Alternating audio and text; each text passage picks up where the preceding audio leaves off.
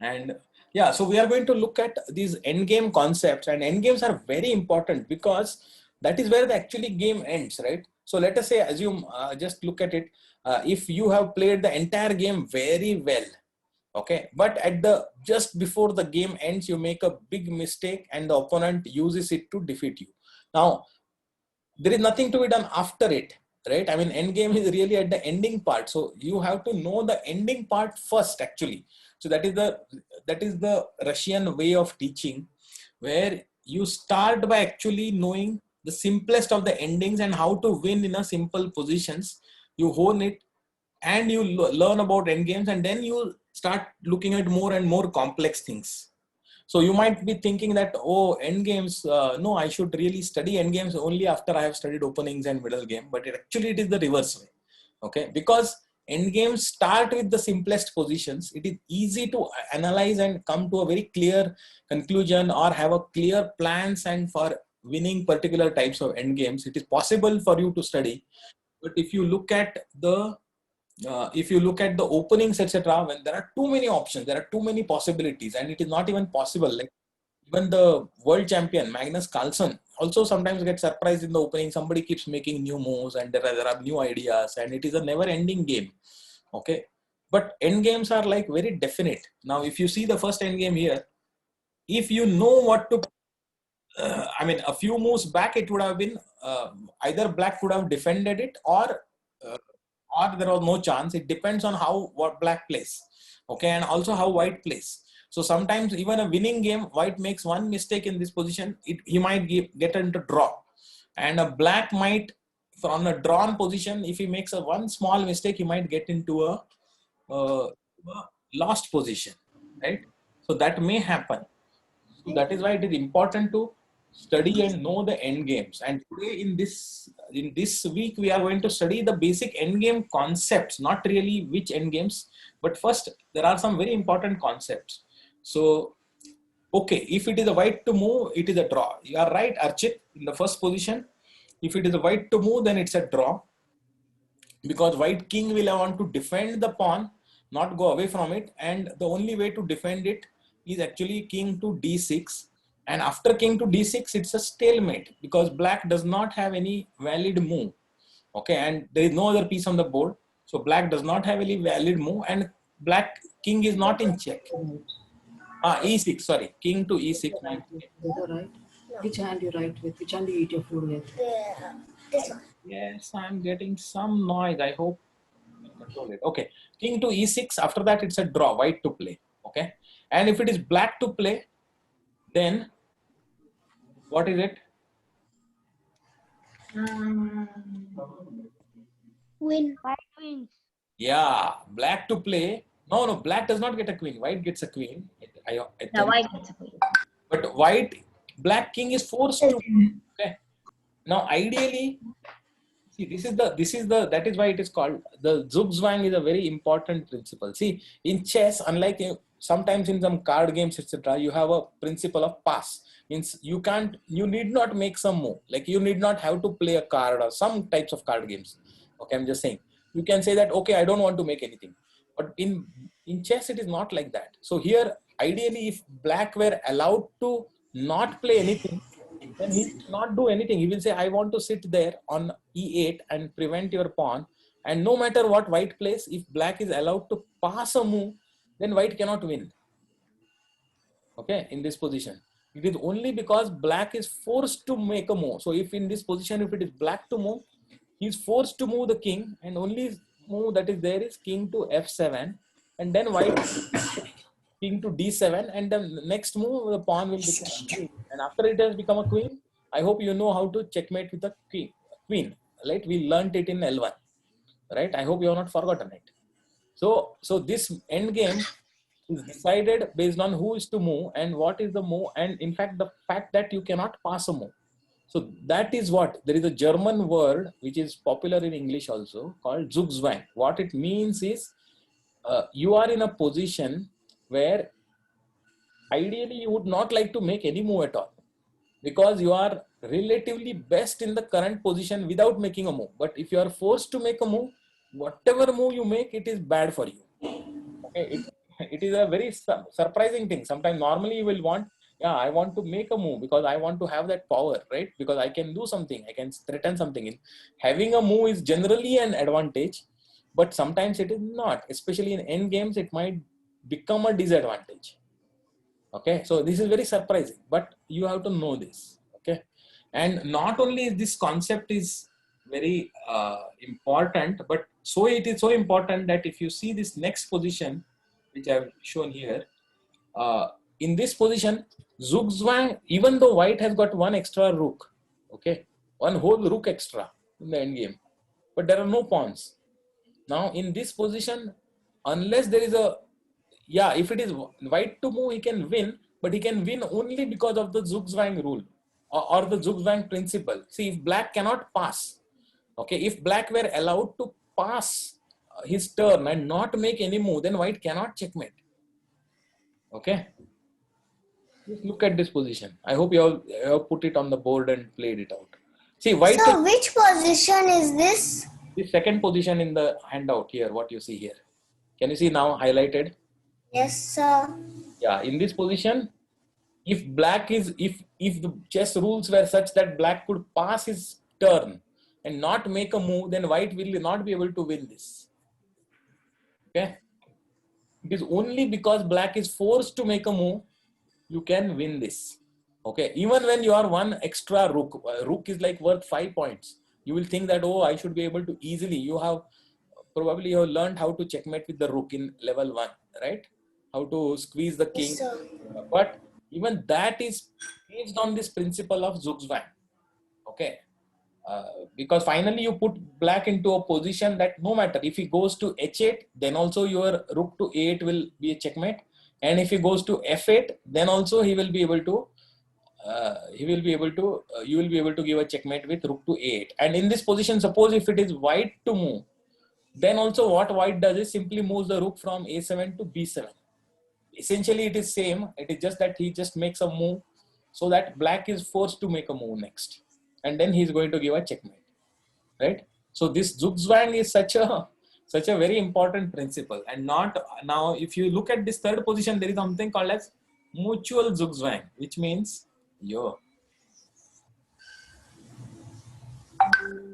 this third position, what I see, the two pawns, right? Blocked pawns and the kings next to each other. This is called as mutual Zugzwang because whichever is the side to move, actually it is going to lose. So if it is white to move in this position, So the black king can't take the white pawn. and similarly the white king cannot take the black pawn currently. Now if it is white's turn to move, he will be moving the king in such a way that black will be able to then take the white pawn. Okay, he cannot continue to defend the pawn if he has to make a move. So white to move, he loses. In the same position, if it is black to move, black also loses. So whoever side is to make a move actually loses.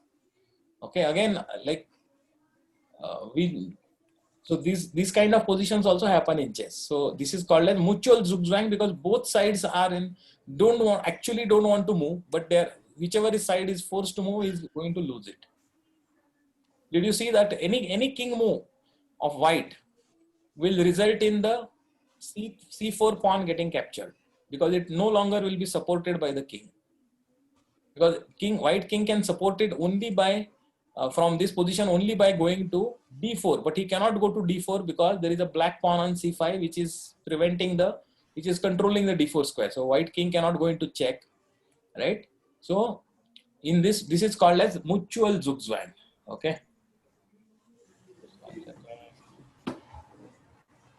fine. So now that you have understood these principles, now there is one more thing called as a fortress. Okay, now fortress is a position where one side has an overwhelming material advantage. Okay, generally you will consider it to be very good enough to make a win, but still the other side is having such particular positional thing that it is able to defend it. Okay, now if you look at this position here, right, this position here, what do you think? Black should win because he has got a bishop and a pawn. So the pawn, ideally the bishop should be able to, and the king is there, so he should be able to get the pawn to become a queen, right? With the help of the bishop and the king. And then after once you get the queen, it is easy to checkmate, right? Very easy. Yes, sir.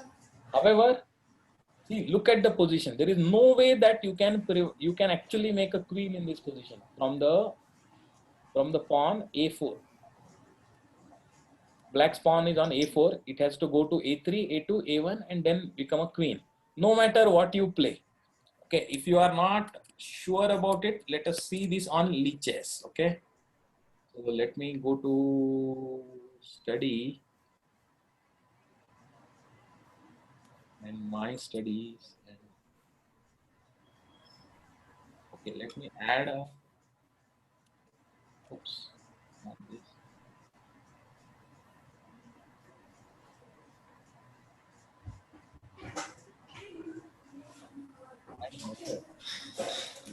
Okay, add a check. Okay, and I'm going to just clear the board. I'm going to give this position black pawn on 4, a4, and bishop on. Okay, black king, let us say, is on d1, and white king is on a1.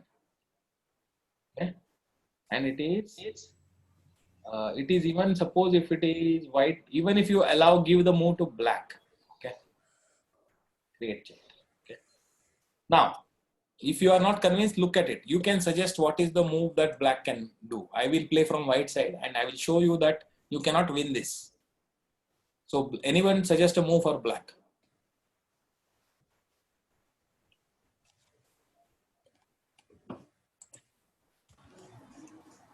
So I'll play as black. Now, tell Sir, me. King C1. King c1, fine. What does white do? It is already a stalemate. It's a draw. Because white king is not in check and white king does not have any square to move. Sir, it is pawn to A3. Okay, somebody is saying pawn to a3. Fine. Pawn to a3, then I play king to b1.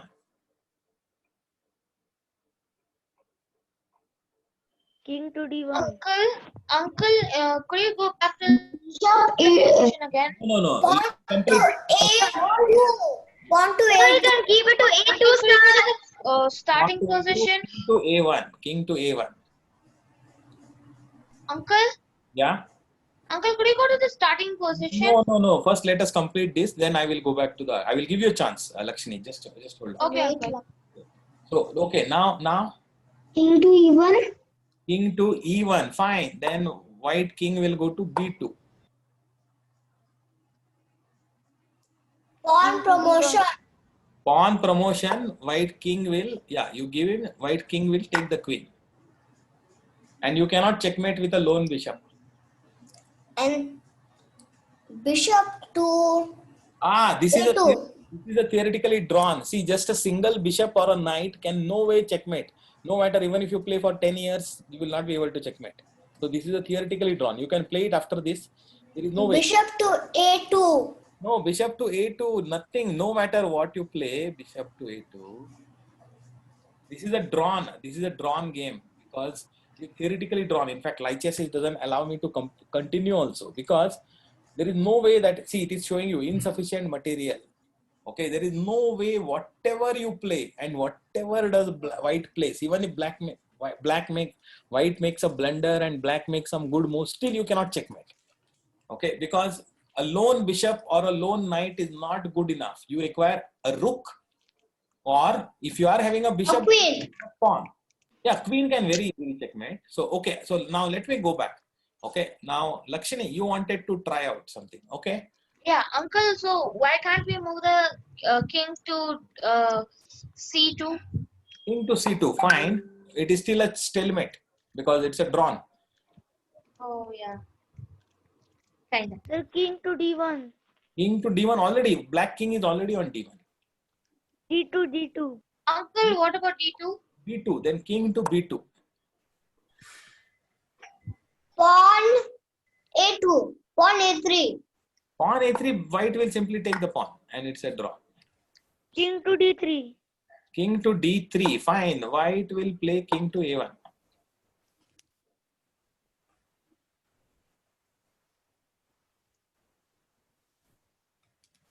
A pawn A3. King to C3. On to A3. Fine. Then king to B2. Sorry, king to B1. Pawn to A2. Pawn to A2. Fine. King to A1. Sir, actually, King the king is it's actually stalemate, sir. Exactly. Be shorter. So now I hope you realize it. Black cannot win. White. No one can win. Wait. Stalemate. Wait. So, King C2. Stalemate. White Stalemate. stalemate. White king does not have any Sir, move. actually, you should not move the pawn at all, sir. Yeah, then that's what. But what will you do then after? So you don't move the pawn. But even then, see, I'll tell you. So you can try out this thing. Since you are not convinced, you can try it out. As long as white places his king on B1, B2 and A1. Okay, preferably on B2 and A1 because these are the dark squares not controlled by the bishop. Sometimes you might be forced to make the king to move to B1 also. But within these three squares, white keeps it.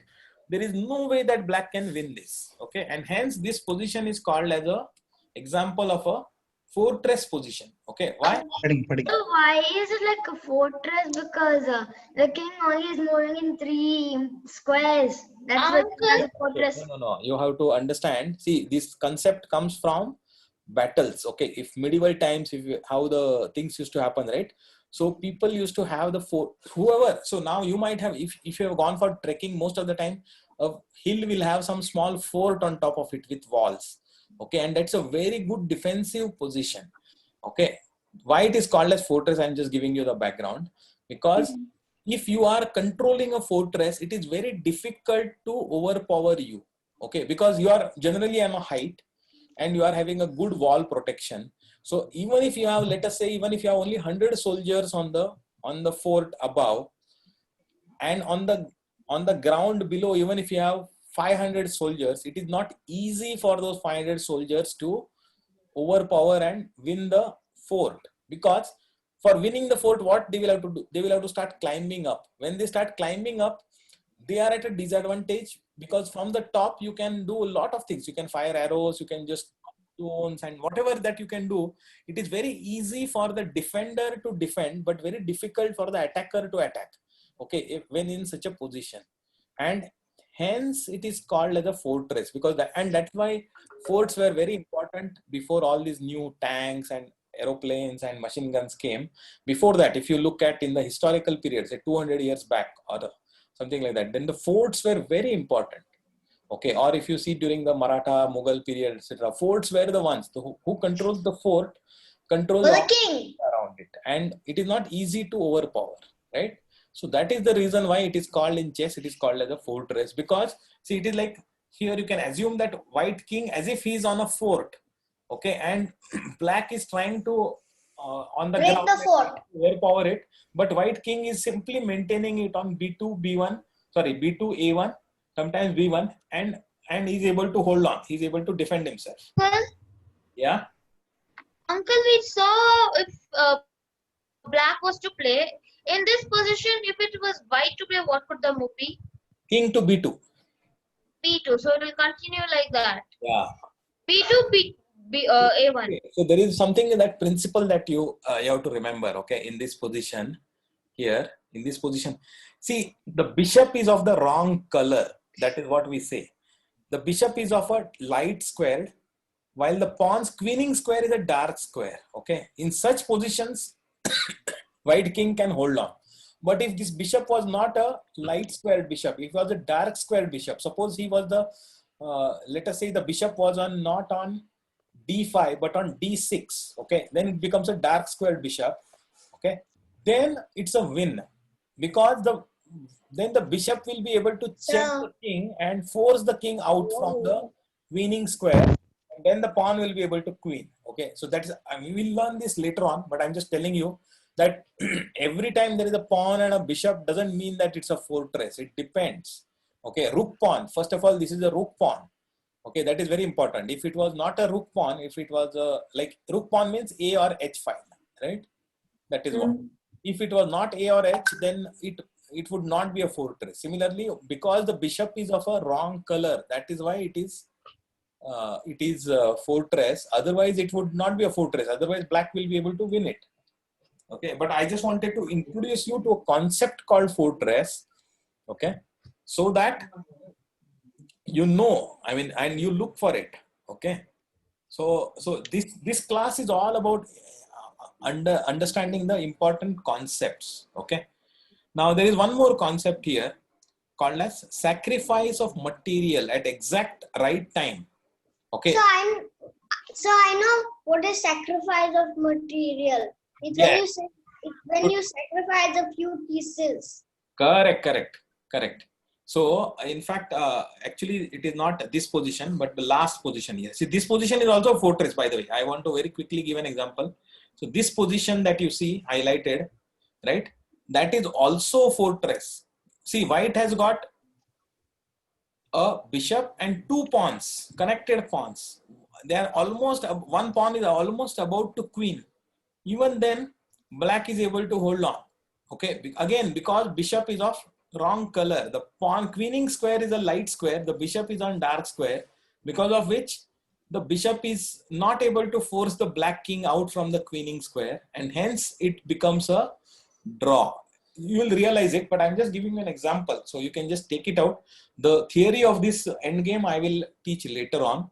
Okay, there is a lot of things, but I'm just giving you as an early, like, you should know these things are possible. So normally to your eye, so this is what happens. So normally if somebody, I'm sure if most of you would have said that in this position, white will win, right? Now the highlighted position. Okay, it is not king at e2 now. Search, now it is, the position has changed now. We are looking at position number 5 on the first page. Okay, the bottom row. So now in this position, I think most of you may conclude that it is a white will win, but actually it is not so. Black will be able to continue to defend, and as in earlier position, white king was on B2 and A1. Here, black king will try to remain on F7 and G8. Okay, F7 and G8 are the two squares that he will try to continue. If you try to do something, then he will get into stalemate. Okay, and so that is how it becomes. I don't want to. Uncle, Yeah. please scroll down a little bit. Okay, let me scroll down. No problem. Thank you. And this position. Yeah, I hope it is visible now, right? Yes, Uncle. This position is very, very similar. Black king will continue to play on F7 and G8 all the time, and white cannot do anything about it. If he tries to force it, then it becomes a stalemate. Okay, so it is another fortress. You can on look the at it. side of the practice one right here. On the side, it says that the black king will play F8 to G8, but F8 is Yeah. I think it's a typo. I will correct it. F7 and G8 it is. F7 okay. and. Okay. The next principle was sacrifice of material. See, that is evident in this position, and again, these are slightly advanced concepts. But again, in this position, I also see what happens is white is slightly ahead because white has got two pawns, black has got one pawn.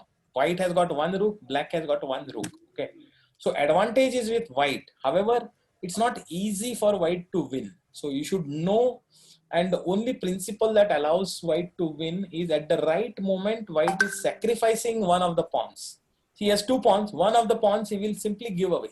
Okay, but not give away without any purpose. It will give away with a purpose.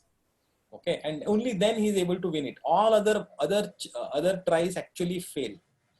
Okay, so that is the interesting part about this one. Is and the solution I have given. So see, I'm not expecting you to solve this because this is an advanced problem, but I'm just telling you so that you know what happens.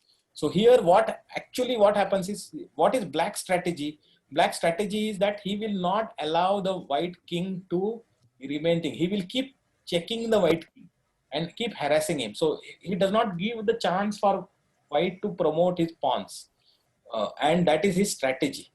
Okay, and see the black, the white, and if the white king. So now if black to play, black will simply move the rook from g1 to f1, give a check to the king.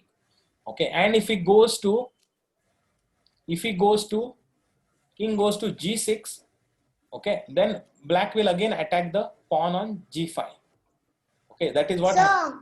So after that, king to a8 check. No, in this position king cannot go to a8. Which position are you saying? I think you are Rook to a8. okay, rook to a8. Okay, you are saying rook to a8. Black king will come to f7. And then first king to e6 and then rook to a8 checkmate. No, but when you say king to e6, black rook will give a rook to e1 check. He will keep harassing the white king. The rook will keep on chasing the white king. Uncle, Yeah, That happened in one of my games. I did that. exactly. Either you Uncle? might have done or somebody else might have done. Yeah. And then they offer draws, right? Yeah, exactly. Because after some time you will run out of matlab thing and then it becomes a draw. 50 more rule, etc. And then they get tired, right? They Yeah, won't exactly. It might happen. So, yeah, somebody was asking some question. yeah, uncle, like so when the rook gives the king on f5 the check, why can't the king move to e6? Yeah, but after that rook will come to e1 and again give a check. Yeah, and then he'll move to d7. Then again the rook will come to d1 and check. Yeah, the rook on a6 can protect it, right? Yeah, but no, a6, how do you protect it? So rook, see king to d7, rook to d1 check. Black is giving a rook to d1 check. Yeah. Now if you go rook to, acha, you are saying white will insert his rook in between and Yeah. get the check. Then black will be very, very happy to exchange the rooks at this position. And then black will play king to f7. Okay. After black plays king to f7, then it will be. So there are two ways. Black can either exchange the rooks or he can come back and attack the pawn on g4. There is a pawn on g4 in fact, right? So black can again attack the pawn on g4 also. Then also you will not be able to do this. So go back to the first position. I Yeah. think White white made a mistake over there. No. Wait. I will add a chapter and I will say clear board. I will say black pawn is on h6. H6 and white pawn is on g4 and okay, white king is on. That's a black king. White king is here, white rook is here, and black rook is on. Okay, so far I think Okay. white to play. Okay, white to play very quickly. Okay, it's white to play, right? Yeah, white to play. Okay, king. Uncle, it was black to play. Wait, wow. Yeah, it's okay. White, it's white. It is white to play. White to play. Okay. Wait, King to g6. King to g6. it's that's not what we would like. It's king e. 6. King to e6. E1. A7. King to e6. Yeah, rook to e1 check. King to e6. It's king to e6. Where's the black king? No. I think yeah. So rook to e1 check, na. But where's the black king? Black king is on f8, right? F8, Uncle, no, f6. I can't see it. Maybe it is on your screen. Maybe it is got. But see, right now white king is in check, and black rook will keep harassing the white king. Okay. Oh, I thought the white king could go to White king can go to E. but rook to e1 check, and now see black king is on f8, so white king cannot go to f7. Yes, but I was thinking about the white king coming to E6. Yeah, white king has come to e6, Baba, but rook to e1 check is there. E5. E5. E5 cannot because it is in the e file. I thought it would come over. Yes, there and then rook check. You have to And move then if you move the king here, right? If you move the king here, black will again give a check. oh, so you're just going to chase it again and again. It is. I mean, Uncle? black has got a double strategy. Keep checking the king, and if the king is too far away, then attack the pawn, because then he will not. Black will not be able to defend both the pawns. And if the rook comes down to support the g4 pawn, then the black king will come up and attack the f6 pawn. So that is the black strategy. Anyway, see, I think, wait, just hold on. See, this is a slightly advanced problem. So idea is not for you to solve this problem. You can try it out, but I am giving the whole idea is that the beautiful principle because of which white is able to win is he's able to sacrifice the pawn g5. White plays g5, black has to capture the pawn. Okay, with h pawn. If rook takes g5, then also it loses. I have given the how it loses. Okay, in this here, what is the sequence of moves? But if the h pawn normally will capture this pawn, and in that case, black king gets shelter on g6. Okay, for a crucial move. Why? Because there is a black pawn on g5 now, so the rook cannot check because rook's attack is blocked by its own pawn. Okay, the whole idea of sacrificing the pawn on g5, because black, it acts like an umbrella. So black's pawn acts like an umbrella for the white king and allows him to come to g6. After which white's threat come into picture. It is not checkmating immediately, but you see there are 8 moves are required, 7-8 moves before. I mean, on 7th move it becomes a pawn. Sir, how many levels are there in chess for us to complete? Level 15 will be world champion. Okay. So, Till level 15? yeah, level 15, but it becomes very tough after some time. But Yes, anyway, I think Papa. I have given you a highlight. Now I have to end the class now. Okay, and so I'm going to stop the